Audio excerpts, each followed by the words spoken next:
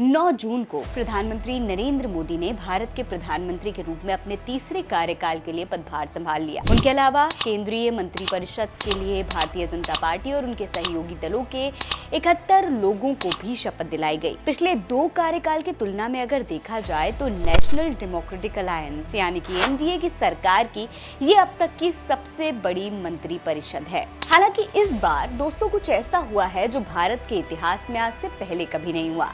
जी हाँ दोस्तों, अब तक हिंदू राष्ट्र का दावा किया जा रहा था और अब भारत की सरकार में बहुत बड़ा खेल हो गया है। दोस्तों, भारत की सरकार मुस्लिम मुक्त हो गई है।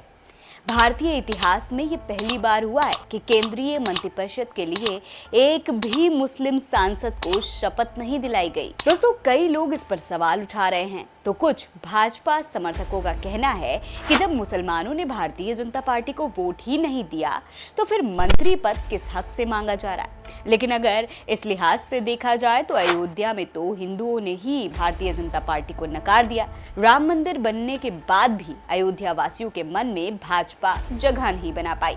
अब इस पूरे मामले पर सोशल मीडिया पर जनता क्या कुछ कह रही है आपको देखना चाहिए। सोशल मीडिया पर कुछ लोग इस बात की खुशी मना रहे हैं तो कुछ सवाल उठा रहे हैं। देखिए, मयंक लिखते हैं कि आजाद भारत में पहली हिंदू सरकार, मुस्लिम मुक्त सरकार। एक पेज ने लिखा है कि मुस्लिम मुक्त हुई केंद्र सरकार। अब भी देर नहीं हुई है, मुसलमानों को सरकारी सुविधा देना बंद कर दे सरकार। हालांकि वही समर राज ने कहा है कि मुस्लिम मुक्त सरकार बनेगी, फिर भी एनडीए के नीतीश और नायडू सेक्युलर ही कहे जाएंगे।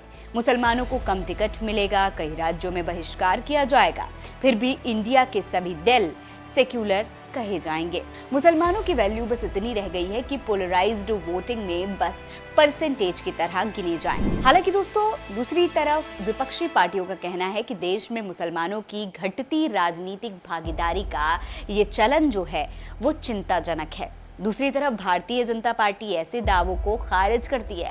भारतीय जनता पार्टी का कहना है कि वो धर्म या जाति के आधार पर टिकट नहीं बांटती है और उनके निर्वाचित जनप्रतिनिधि सभी के फायदे के लिए काम करते हैं, चाहे उनकी पृष्ठभूमि कुछ भी हो। इससे पहले एनडीए की ही सरकार की बात करें दोस्तों तो अटल बिहारी वाजपेयी के दौर में सैयद शाहनवाज हुसैन को टेक्सटाइल मिनिस्ट्री और नगर उद्यान मंत्री के तौर पर शामिल किया गया था। वहीं मोदी सरकार के ही पहले के कार्यकालों में मुख्तार अब्बास नकवी मंत्री थे, उन्हें अल्पसंख्यक कल्याण मंत्री की जिम्मेदारी दी गई थी।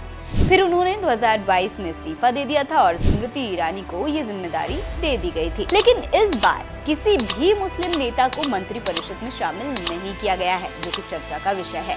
हालांकि एक दिलचस्प तथ्य ये भी है कि मोदी मंत्रिपरिषद में कुल 5 नेता अल्पसंख्यक समुदाय के हैं। इन नेताओं में हरदीप सिंह पुरी और रवनीत सिंह बिट्टू हैं, जो सिख समुदाय से आते हैं। इसके अलावा रामदास अठावले और किरण रिजिजू बौद्ध धर्म के अनुयायी हैं। वहीं केरल से आने वाले जॉर्ज कुरियन ईसाई समुदाय के हैं। बता दें कि सिर्फ मुस्लिम ही यहाँ पर शामिल नहीं हैं। इन मंत्रियों में से रवनीत सिंह बिट्टू किसी भी सदन के सदस्य नहीं हैं। वो लोकसभा चुनाव में हार गए थे। वहीं जॉर्ज कुरियन ने चुनाव ही नहीं लड़ा था।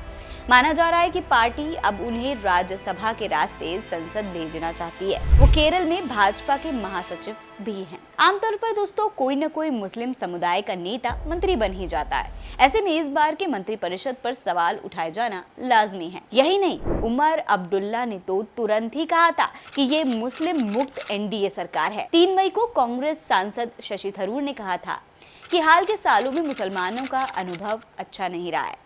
देश में ये पहली बार हो रहा है कि लोकसभा और राज्यसभा में एक भी मुस्लिम सांसद नहीं है, कैबिनेट में एक भी मुस्लिम मंत्री नहीं है।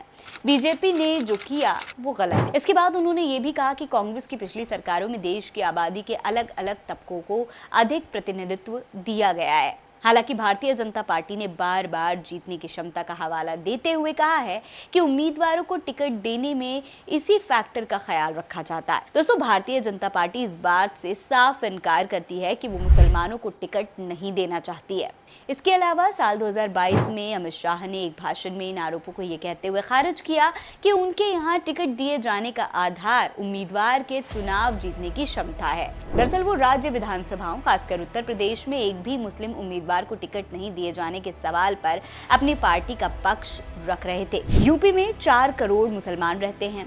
राज्य की कुल आबादी में उनकी हिस्सेदारी 19% है, लेकिन एक भी मुसलमान ना चुना जाना बहुत हैरान करने वाला है। दोस्तों, बीबीसी की एक रिपोर्ट के मुताबिक जवाहरलाल नेहरू यूनिवर्सिटी में सेंटर फॉर पॉलिटिकल स्टडीज की एमेरिटस प्रोफेसर जोया हसन का कहना है कि मंत्रिमंडल में किसी मुसलमान का ना होना कोई हैरानी की बात नहीं है। उन्होंने कहा कि जबकि मंत्री परिषद जातियों और समुदाय के व्यापक प्रतिनिधित्व का दावा करती है, एक भी मुस्लिम मंत्री को शामिल करने की बीजेपी की अनिच्छा किसी समुदाय को सत्ता से बाहर रखने की उनकी राजनीति को दिखाती है। यानी कि साफ तौर पर इनका कहना है कि भारतीय जनता पार्टी मुसलमानों को राजनीति में जगह ही नहीं देना चाहती है। जोया हसन की राय में मुसलमानों को नाम मात्र का प्रतिनिधित्व देने से भी पीछे हटना उन्हें हाशिए पर रखने के बड़े पैमाने का संकेत देता है। हालांकि भारत की जो सरकार है, एनडीए की सरकार, वो मुस्लिम मुक्त हो चुकी है।